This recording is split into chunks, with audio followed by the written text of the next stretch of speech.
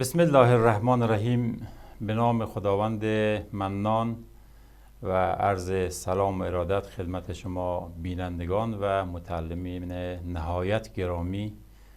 امیدوار هستیم که در صحت و سلامت کامل به سر ببرین و امورات علمیتان همیشه را به وقف مراد باشه.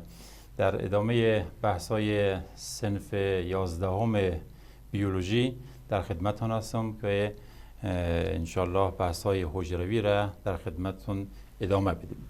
در این جلسه بنا را گذاشتیم که فصل دوم و جلسه دوم آن را اجرا داشته باشیم و ارائه بشه. در این بخش ما با ساختمان حجره آشنا خواهید شد و مباحثی که در این قسمت انتظار میشه که دربارش بحث بشه و ورود پیدا بکنیم: یک، دیواره حجروی است. 2، غشای حجروی. 3، سایتوپلازم. با ما همراه باشید.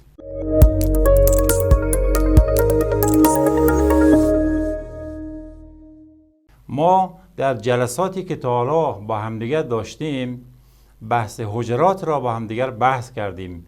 حجرات را به انواع متعددی با زاویه دیدهای متفاوتی وارد بحث شدیم. در ساختمان حجره وارد سلول ها و حجرات پروکاریوت و یوکاریوت شدیم. پروکاریوت گفتیم که آن دسته از موجوداتی هستند که حجراتی دارند که هسته مشخصی ندارند، اما یوکاریوت ها آن دسته از موجودات زنده‌ای هستند که حجرات کاملا مشخص و منظم دارند و اصلا خود واژه یوکاریوت اگر خاطر مبارکتون باشه عرض کردیم که یو به معنی حقیقی، واقعی و کاریون به معنی هسته. پس یوکاریوت ها آن دسته از موجودات زنده‌ای بودند که هسته مشخص و منظم دارند. اما در این بحث ساختمان حجره یوکاریوت را وارد جزئی ترین بحثاش خواهیم شد، انشالله که مفید واقع بشه. در این اسلاید اگر توجه کنین، ما یک حجره یوکاریوتی رو میتونیم ببینیم. حواستون بگه باشه و جمع باشه و خاطر مبارکتان باشه. در جلسه گذشته گفتیم که آن چیزی که یوکاریوت ها و پروکاریوت ها را از هم جدا میکنه وجود یک هسته مشخص در یوکاریوت هاست. اما بحث بعدی ما این است که همین ساختمان حجره یوکاریوت دارای 3 جزء میشه: غشای حجروی یا سل ممبران، سایتوپلازم و در نهایت هسته یا نیوکلئوس. ما در ادامه بحث وارد بحث‌های جزئی تر این 3 اجزا میشیم و امیدواریم که مفید واقع بشه. اما نکته‌ای هم که در این اسلاید نیاز هست، ما این حجره را که براتون تصویرش گذاشتیم یک حجره حیوانی است.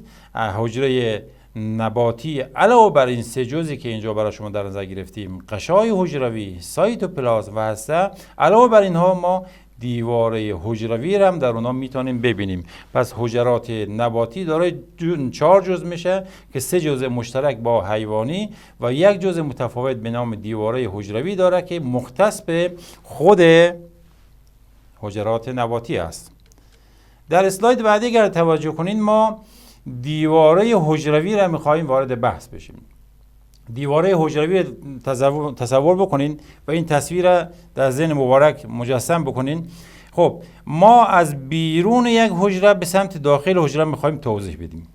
اولین جزئی که در حجرات نباتی دیده میشه ولی در حجرات حیوانی دیده نمیشه، دیواره حجروی یا سل وال هست. اگر توجه کنین این قسمت را شما ببینین، سل وال جزء خارجی و نسبتا ضخیمی است که اجزایش انشالله صحبت خواهیم کرد و بعد از این سل وال ما غشای حجروی را داریم یا سل ممبران داریم و سایتوپلازم فضای داخل غشای هستوی است، فضای داخل غشای حجروی و در نهایت در یک قسمت یک فضای کاملا مجزا به نام هسته را میتونیم ببینیم.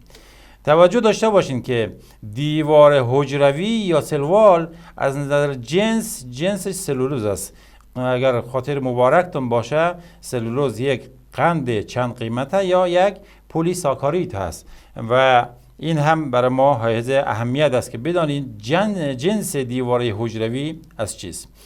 نکته بعدی که در دیواره حجروی برای ما حائز اهمیت است و باید بدانیم و متوجه باشیم این است که فعالیت حیاتی در دیواره حجروی وجود نداره، یا به عبارتی خیلی ساده تر دیواره حجروی مرده است، بخش زنده محسوب نمیشه.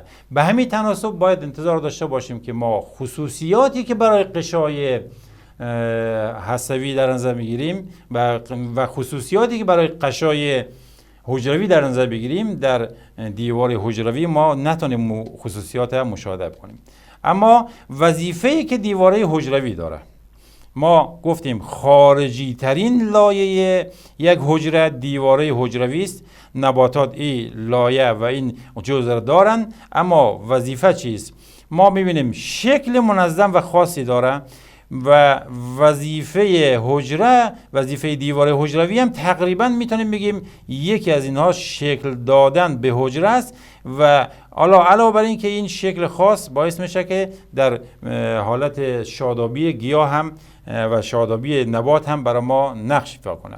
پس وظیفه دیواره حجروی چیست؟ یک، شکل دادن به حجره. دو، استحکام دادن به نسج نباتی.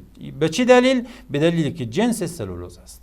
سلولوز جنسش سخت است، محکم است و این باعث میشه که اون نسج نباتی ما هم استحکام قابل قبولی دریافت کنه و اگر توجه کنین شما با انگشت مبارک به بدن خودتان اگر فشار بدین، این انحنای پوست و نسج حیوانی مشخصا نشان میده که این بافت نرمی است. اما اگر یک نبات را با انگشت بهش اشاره بکنین و نیرو بهش وارد بکنین، هیچ شکلی جدید ایجاد نمیشه، شکل خودش حفظ میکنه، استحکام داره. استحکامش به دلیل دیواره حجروی است که از جنس سلولوز است. در اسلاید بعدی شما ساختمان دیواره حجروی را مشاهده خواهیم کرد. توجه کنین، الان ما در اینجا 3 تا حجره نباتی را مشاهده میکنیم که مجاور هم هست. اگر دقت بکنین ما دیواره اولی را داریم، دیوار ثانوی را داریم و غشای حجروی را داریم. 3 جزئی است که در یک دیوار حجروی قابل مشاهده است: دیواره اولی، دیواره ثانوی و غشای حجروی. اما یک بحثی است، غشای حجروی که مربوط به دیواره حجروی نیست. ما الان 2 جزش خواهیم دید، اما اگر نگاه کنین ما در بحث دیواره حجروی خواهیم گفت که دیواره حجروی 3 بخش دارد، 3 لایه دارد، لایه های متعددی روی همدیگر سوار است که این تعدادش به 3 میرسه. دیواره حجروی، دیوار اولیش توجه داشته باشه از جنس سلولوز است. پریمری وال دیوار اولی است. اگر خیلی ملاحظه بفرمایید شما در این قسمت دیوار اولی میبینید.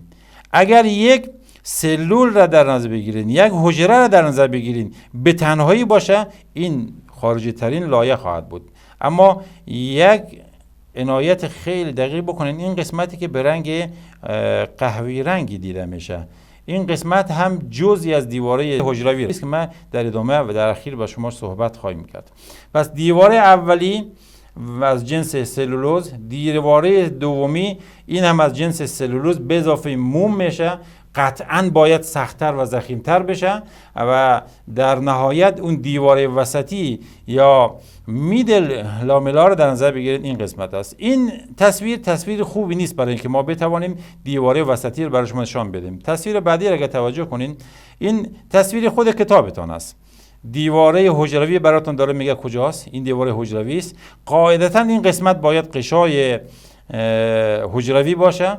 این تصویرهای واقعی که دارین، اما این تصویر گویاتر است، برای ما مشخصتر میکنه که وضعیت قرار گرفتن لایه‌های دیواره حجروی به چه ترتیب است.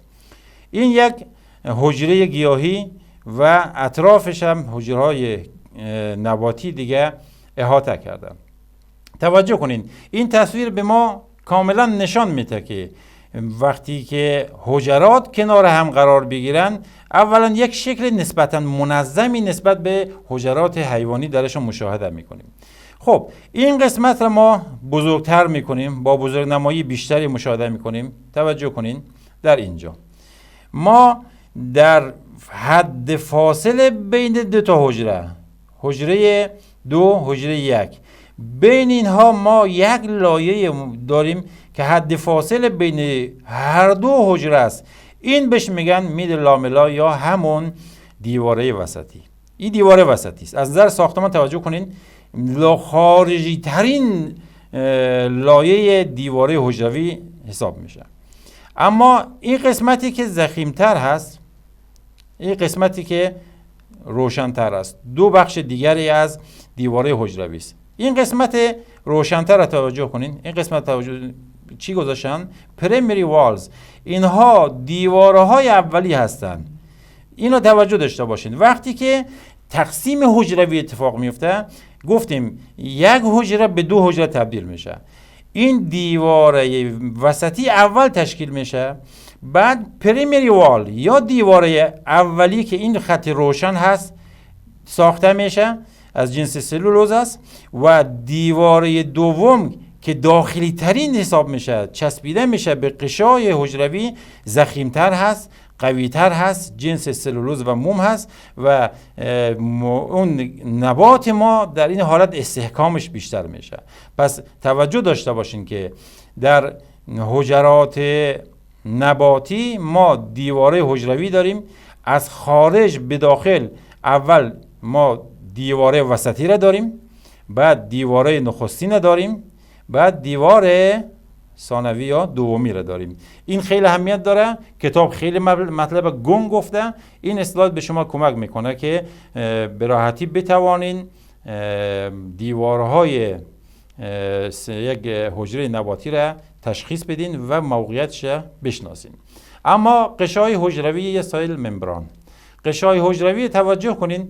این قشای حجروی گفتیم که مشترک بین حجرات نباتی و حجرات حیوانی است. لذا ما تصویری که در نظر گرفتیم یک تصویر حجره حیوانی رو در نظر گرفتیم که مشترک بین پس قشای حجروی مشترک است. خب جزئیاتش این قسمت فقط من باب آشنایی داشته باشین، وارد بحثش نمیشیم، در کتاب نیامده، ما بحث نمی کنیم. اما نکاتی که در قشای حجروی ما باید در نظر داشته باشین: سل ممبران یا قشای حجروی یک سری ویژگی‌هایی داره. یک، مشترک بین حیوان و نبات. دو، ترکیب قشای حجروی شحم به علاوه پروتئین هست. و اگر در تصویرهای درس گذشته یادتون باشه، یک قطعه کوچکی از قشای حجروی به شما نشان دادم که این چربی ها بود یا همون شحم هاست یا لیپید هاست و در فضای بین اینها پروتئین ها قرار داشت. یک قشای دو لایه رو میبینین. پس ترکیب قشای حجروی شحم به اضافه پروتئین هست. محتویات سایتوپلازم را احاطه میکنه. اگر این توجه کنین، این دور تا دور داخل این مجموعه را نگاه کنین، کاملا مشخص میشه که فضا را احاطه کرده. مثال اگر براتون بزنم، یک اتاق که در نظر بگیرین، دیوارهای اینجا فضای داخل را احاطه کرده. هوایی که در این اتاق جریان داره همون سایتوپلازم در نظر بگیرین و آن چیزی که هوا را احاطه میکنه دیوارهای این حجره است و این خانه است و او دیوارها را ما اسمش میذاریم قشای حجروی. هوای داخلی اتاق را در نظر بگیرین سایتوپلازم و آن کسی که این اتاق را اداره میکنه او را اسمش بذارین هسته. پس محتویات سایتوپلازم را احاطه میکنه. اما چند تا خاصیت مهم داره قشای حجروی. یک، خاصیت نیم قابل نفوذ و خاصیت نفوذ انتخابی. این دوتا خیلی مهم است. توجه کنین، قشا برعکس و برخلاف دیوار حجروی زنده است، فعالیت حیاتی داره، میتونه فعالیت حیاتی از خود نشان بده. اما دیواره حجروی هیچ گونه فعالیتی نداشت. اگر باشه دیواره حجروی در نباتات فعالیت نداشت چون مرده بود. اینجا چون موجود زنده است، قسمت زنده است، ما دو تا خاصیت را میتونیم درش ببینیم، خاصیت نیمه قابل نفوذ و خاصیت انتخابی. اینا کار داریم باشون. غشای حجروی قابلیت ترمیم خودش داره. هر زمان قسمتش تخریب شوه که محتویات داخل خالی نشوه کامل، میتونه دوباره ترمیم بشه. اما من این قسمت را باز هم برام اهمیت داره، میخوام ازش نتیجه بگیرم. ما غشای حجروی رو میبینیم محتویات سیتوپلازم را احاطه میکنه، خاصیت نیمه قابل نفوذ و خاصیت نفوذ انتخابی داره. از اینها یک نتیجه میخوایم بگیریم. چه نتیجه ای؟ وظیفه غشای حجروی را میخوایم استخراج کنیم. توجه کنین، اگر قرار باشد محتویات سایتوپلازم را احاطه کنه، پس این غشای حجروی ما باید محافظت اون را به عهده بگیره. هر چیزی نمیتونه خارج به داخل بشه. دخول و خروج مواد را هم کنترل میکنه.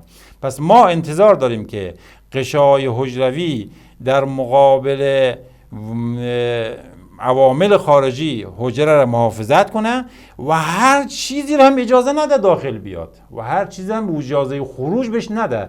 مشخصا انتخاب میکنه این ماده به درد حجره میخوره، وارد شوه. این ماده مضر است که سایزش کلان است، نباید وارد شوه. پس این حفاظت هم جزئی از وظیفه غشای حجروی است و دخول و خروج مواد را هم کنترل میکنه. اگر توجه کنیم تصویری که گفتم اینجا هم داریم، ما یک غشای حجروی را میبینیم. در این غشای حجروی تراکم خیلی خوبی وجود داره، پس هر چیزی به راحتی نمیتونه داخل بشه، هر چیزی هم نمیتونه خارج بشه به راحتی. باید هماهنگ با غشای حجروی باشه. علاوه بر این که از نظر جنس این قسمت ها را اگر نگاه کنین، این قسمت های شحمتان هست و این قسمت پروتئینتان هست و احاطه کرده تمام حجره را و به ترتیب با حفاظت میکنه و دخول و خروج مواد را هم کنترل میکنه.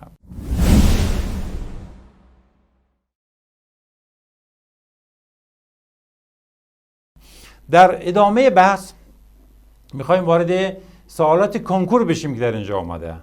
تمام نباتات عالی دیوار حجرویشان از جای خالی ساخته شده است. از چی ساخته شده؟ میخوایم بگیم دیوار حجروی جنسش چیست؟ با هم دیگه مرور کردیم که سلولوز جنس سازنده یک حجره نباتی است. پس به راحتی میتونید این را جواب بدین. در سال بعدی اگر توجه کنین، دیوار حجروی نباتی حاوی کدام نوع پلیساکاراید هست؟ کدومش؟ این هم جوابش با سال قبلی یکی است، سلولوز هست، اما نوع سال متفاوت شده. سال بعدی را توجه داشته باشین. خب سال بعدی ما دیوار حجروی از چند قسمت ذیل ساخته شده است؟ 5 قسمت، 4 قسمت، 1 قسمت و 3 قسمت. اگه خاطر مبارکتون بود، ما دیواره حجروی رو گفتیم از خارج به داخل. اگر دیواره ها رو بشماریم، اول دیواره وسطی بود، دیواره اولی و دیوار دومی. پس ما 3 نوع دیوار، 3 لایه در دیوار حجروی مشاهده میکنیم. جواب درست ما گزینه 4 است که 3 قسمت است. صحیح؟ در ادامه، کدام قسمت حجرات یوکاریوت خاصیت نفوذ انتخابی داره؟ خیلی باید حواسم باشه. غشای حجروی، پلاستیدها، هستچه و هسته. به راحتی میتونه جواب بدین که غشای حجروی یا سل ممبران هست که خاصیت نفوذ انتخابی داره و شما میتونین در اینجا به راحتی جواب بدین. بله، غشای حجروی جواب صحیح هست. از اینکه با ما همراه بودین و ما را با انرژی های مثبتتان همراهی میکنین خوشحالیم. امیدوار هستیم که سلامت و عافیت قرین همیشگیتان باشه. شما را تا جلسه بعد به خدای منان میسپاریم. خدا حافظ و ناصر شما.